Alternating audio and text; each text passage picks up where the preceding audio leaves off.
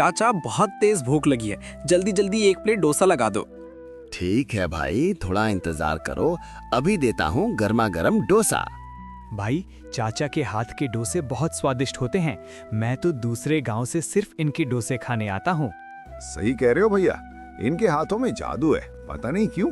अगर मैं इनके डोसे ना खाऊं तो मेरा दिन ही शुरू नहीं होता। लो भाई, तुम्हारा गर्मा गर्म डोसा तैयार है, आराम से फूंक मारते हुए मजे से खाओ। भटिंडा गांव बहुत ही हरा भरा और खुशहाल गांव था। सभी लोग अपने अपने कामों में व्यस्त रहते थे। उसी गांव में एक बूढ़ा दंपत्ति रहता था जो गरीब था और साथ ही उनकी कोई संतान नहीं थी। दोनों बहुत ही मेहनती और ईमानदार थे। रमेश गांव के एक कोने में डोसे की एक रेहड़ी लगाकर अपना गुजारा करता था। वो कभी भी खराब गुणवत्ता का सामान इस्तेमाल नहीं करता था। वो हमेशा अच्छी गुणवत्ता का सामान बाजार से खरीदता था और उनसे डोसे बनाकर ग्राहकों को बेचता था, जिससे हमेशा ग्राहकों की भीड़ लगी रहती थी। कभी कभी तो जिनके पास पैसे नहीं होते थे उन्हें वो मुफ्त में भी दे देता था। एक दिन सीमा रमेश से दुखी मन से कहती है, अजय, घर का राशन ज्यादा दिन का नहीं है, सब खत्म हो गया है। जो आप कमाते हो उससे ज्यादा राशन नहीं आ पाता। अब इतनी कमाई में घर कैसे चलेगा, कुछ समझ नहीं आ रहा। हाँ सीमा, तुम सही कह रही हो। ग्राहकों की भीड़ भी बहुत ज्यादा है, लेकिन मैं दूसरों की तरह ज्यादा मुनाफे के चक्कर में खराब सामान इस्तेमाल नहीं करता। इससे ग्राहकों की सेहत खराब हो सकती है। इसलिए मैं हमेशा अच्छा सामान ही इस्तेमाल करता हूँ, जिससे मुनाफा कम होता है।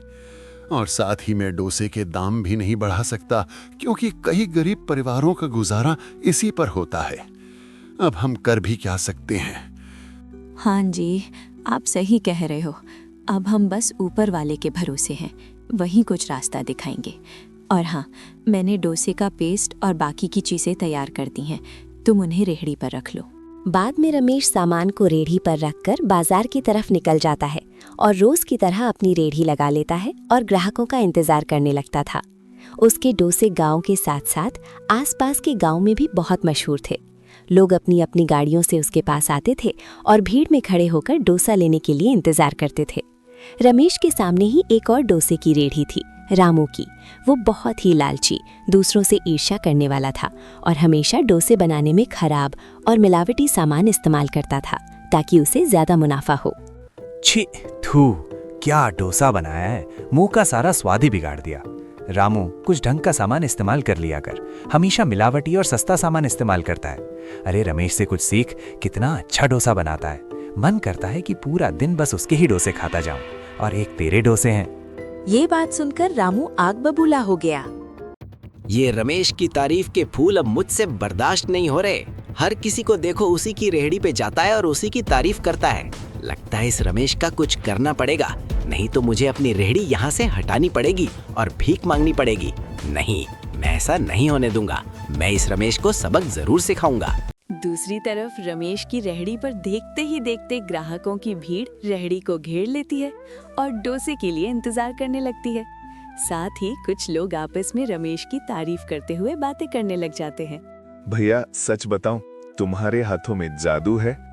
डोसे गांव में और भी लोग बनाते हैं, लेकिन उनके डोसे में वो स्वाद नहीं मिलता जो तुम्हारे डोसे में है। हाँ भैया, तुम डोसे में ऐसा क्या मिलाते हो जिससे स्वाद बढ़ जाता है? क्या कोई सीक्रेट मसाला है? अगर है तो मुझे भी बताओ। घबराओ मत, मैं डोसे शहर जाकर बेचूंगा। इससे तुम्हारे ग्राहकों पर भी कोई असर नहीं होगा और मैं भी अच्छा मुनाफा कमा लूंगा।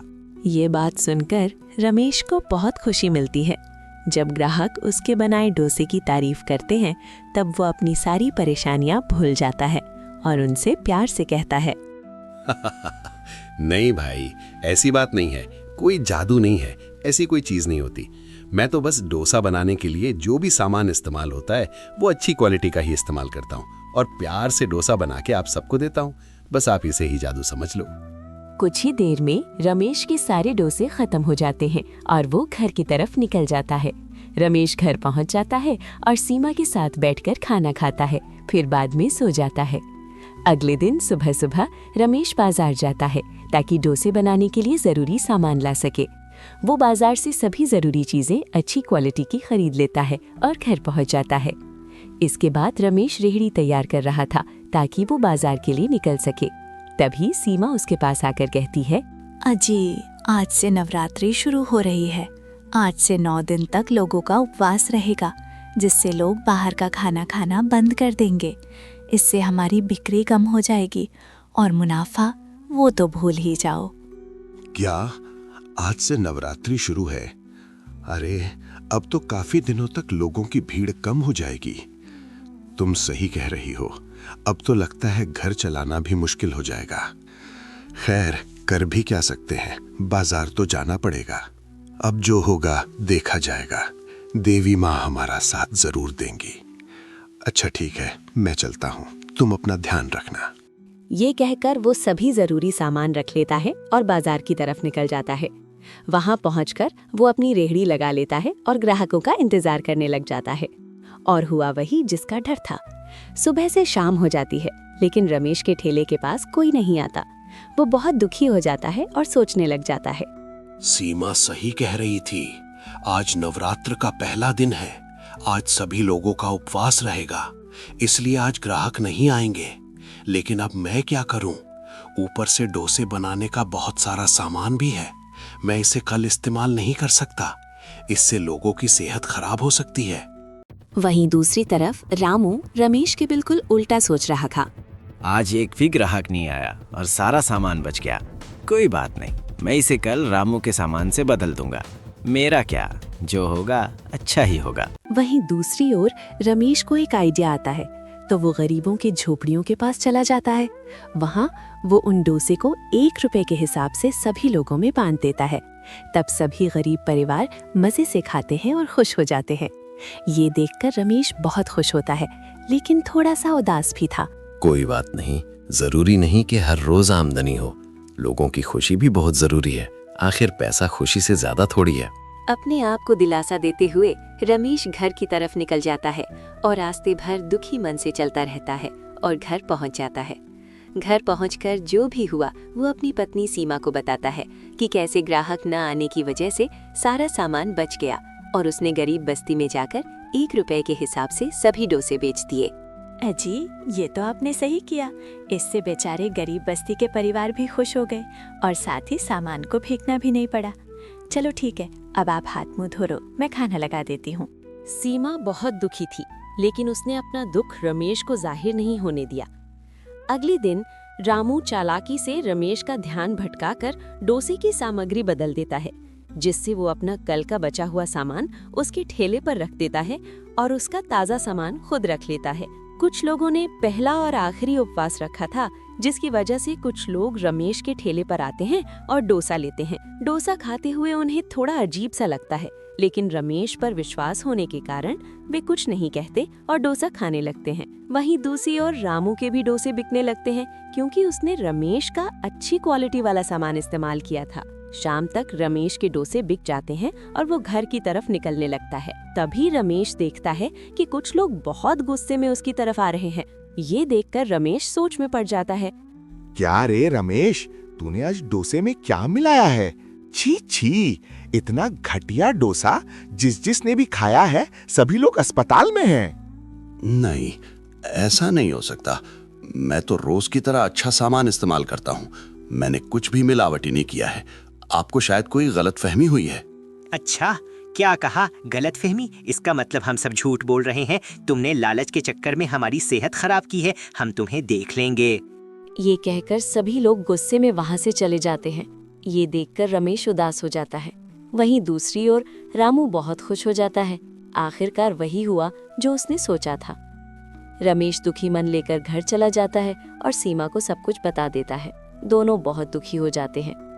अगले दिन रमेश फिर से ठेला लगाता है, लेकिन सुबह से शाम हो जाती है, फिर भी उसके ठेले पर कोई नहीं आता।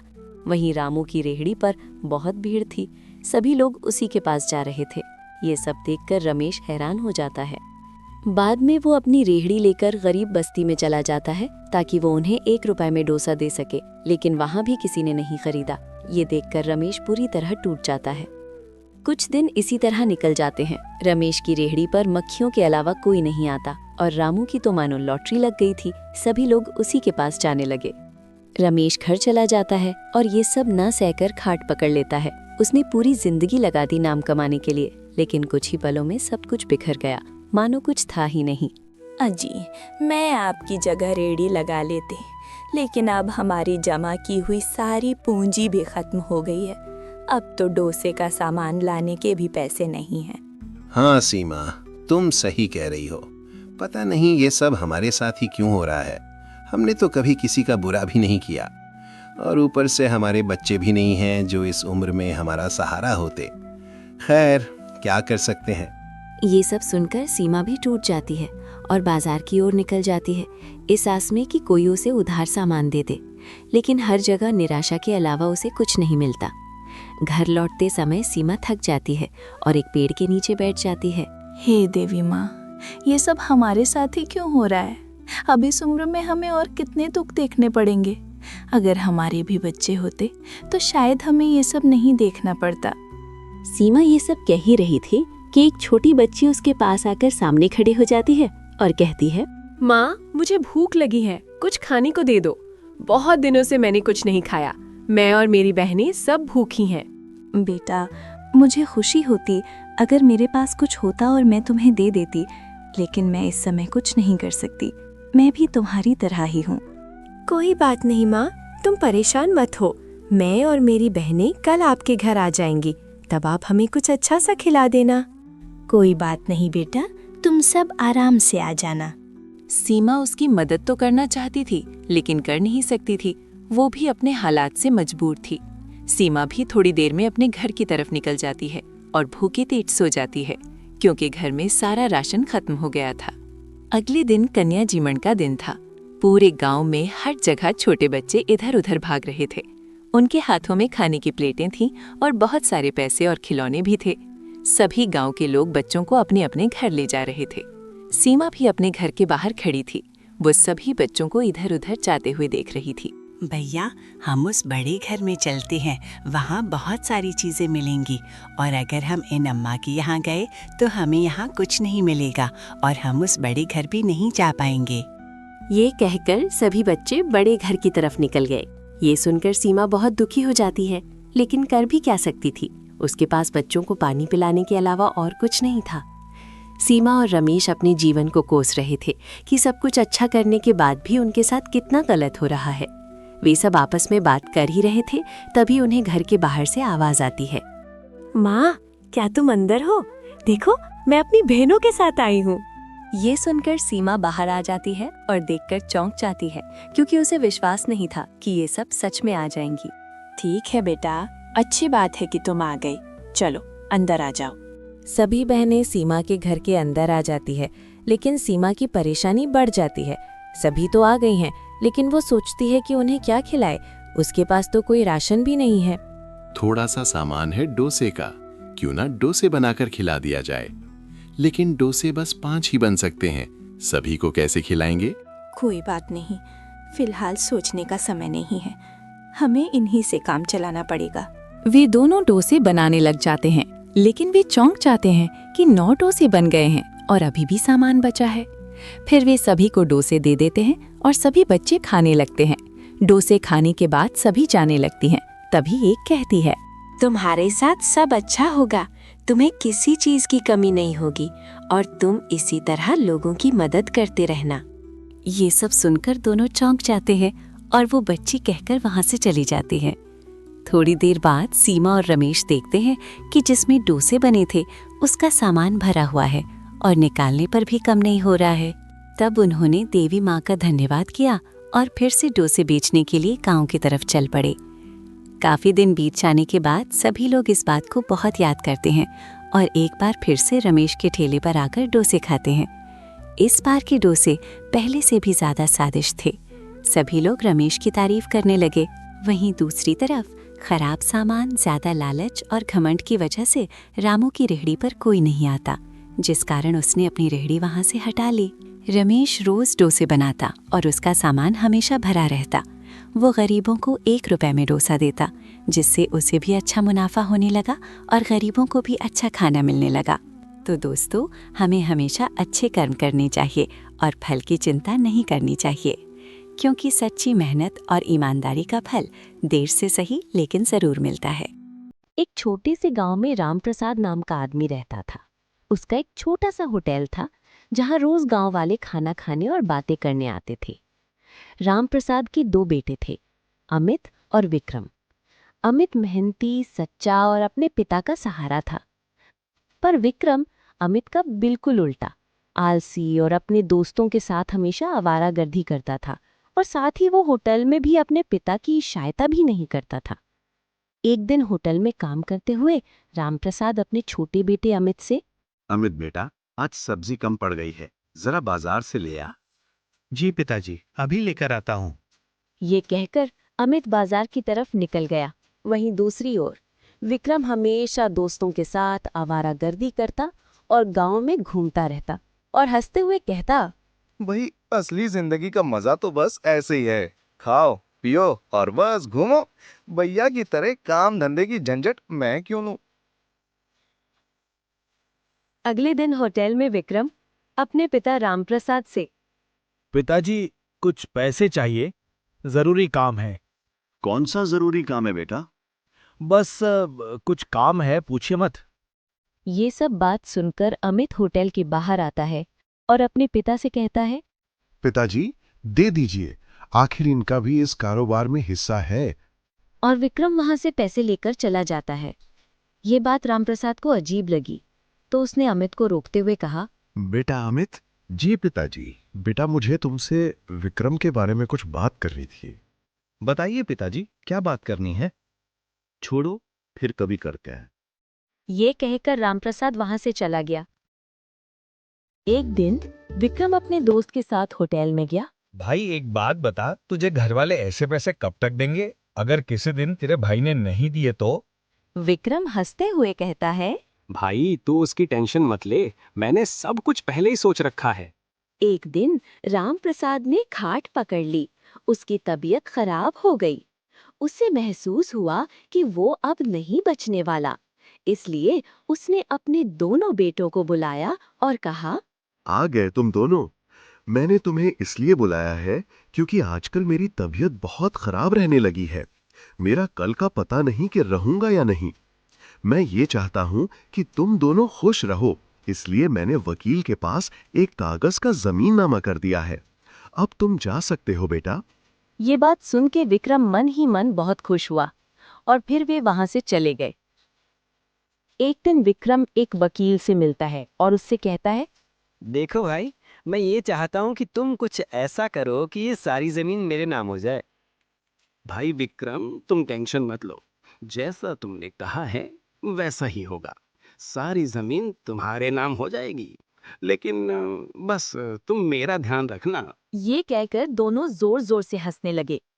एक दिन अमित अपने होटल में काम कर रहा था। तभी एक आदमी उसके होटल में आता है। वो बहुत उदास था। उसने अमित से कहा, भाई अमित, एक बहुत बुरी खबर है, वो अब तुम्हारे पिताजी नहीं रहे। ये बात सुन के अमित को बहुत बड़ा झटका लगता है और वो वहां से घर के लिए भाग जाता है। अमित गिरता पड़ता रोते हुए घर पहुंच जाता है और वो देखता है कि उसके पिता मर चुके हैं और साथ ही उनके आसपास सभी घर के लोग खड़े हैं। अमित समझ चुका था कि अब सब खत्म हो चुका है। अगले दिन विक्रम वकील से मिलता है और कहता है, भाई जो मैंने कहा था, क्या वो काम हो गया है? बिल्कुल भाई, मैं तुम्हें कल जमीन के पेपर दे दूंगा जो अब तुम्हारे हैं। अच्छा ठीक है। ये कहकर मन ही मन मुस्कुराकर विक्रम वहां से चला गया। अगले दिन विक्रम और अमित दोनों साथ बैठे थे। तभी विक्रम अमित से, भैया वो अब पिताजी तो रहे नहीं, इसलिए मुझे आपसे कुछ बात करनी थी। बताओ भाई, तुम्हें मुझसे क्या बात करनी है? भैया वो पिताजी ने मरने से पहले कहा था कि उन्होंने वकील से एक वसीयतनामा तैयार किया है जिसमें लिखा होगा कि किसे क्या और कितना मिलेगा। तो मैं ये चाहता हूँ कि आप उसे एक बार खुद से पढ़ लें। विक्रम की बात सुनकर अमित चौंक जाता है। ठीक है भाई, जैसा तुम कहो। तो ठीक है भैया, मैं कल होटल में आकर आपको वसीयतनामा दे दूंगा। अगले दिन अमित होटल में काम कर रहा था। तभी विक्रम वहां आ जाता है।